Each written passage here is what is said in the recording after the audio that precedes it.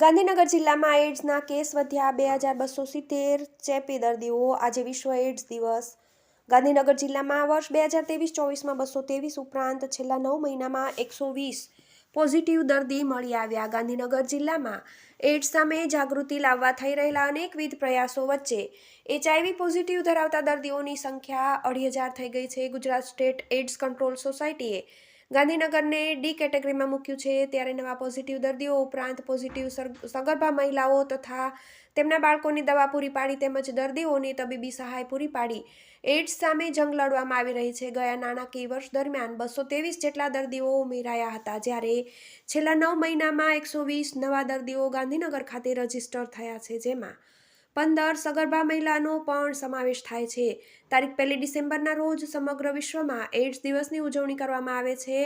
AIDS એ HIV વાયરસથી ફેલાય છે, ત્યારે એઇડ્સના HIV વાયરસ અસુરક્ષિત શારીરિક સંબંધ, ચેપગ્રસ્ત લોહી કે ઇન્જેક્શનથી તથા પોઝિટિવ માતા મારફતે બાળકને એમ 3 પ્રકારે થાય છે, જેમાં મુખ્ય કારણે અસુરક્ષિત શારીરિક સંબંધને કારણે એઇડ્સના કેસ ખૂબ જ વધી રહ્યા છે, જેની સામે જાગૃતિ અને સુરક્ષિત સંબંધ જ ઇલાજરૂપ છે। તો બીજી બાજુ એઇડ્સના દર્દીઓ નિયમિત ડૉક્ટરે આપેલી દવા લે અને સમયસર ટેસ્ટ કરાવતા રહે તો HIV ગ્રસ્ત દર્દી પણ સામાન્ય વ્યક્તિને જીવન પર્યંત કોઈ તકલીફ પડતી નથી, તેમાં HIV ગ્રસ્ત દર્દીઓની સારવાર કરતા તબીબે જણાવ્યું છે। ત્યારે છેલ્લા ઘણા વર્ષોની વાત કરીએ તો ગાંધીનગર શહેર અને જિલ્લામાં વર્ષ 2022-23માં એટલે કે કોરોના કાળ બાદ કેસની સંખ્યા વધી હતી અને એક જ વર્ષમાં 300 જેટલા કેસ નોંધાયા હતા। ત્યારબાદ ગત વર્ષે 200 જેટલા કેસ નોંધાયા હતા, જ્યારે વર્ષ 2023-24ના નાણાકીય વર્ષ દરમિયાન 223 જેટલા નવા કેસ નોંધાયા હોવાનું જાણવા મળી રહ્યું છે। તો છેલ્લા 9 મહિના દરમિયાન 120 પોઝિટિવ કેસ સામે આવ્યા છે। હાલ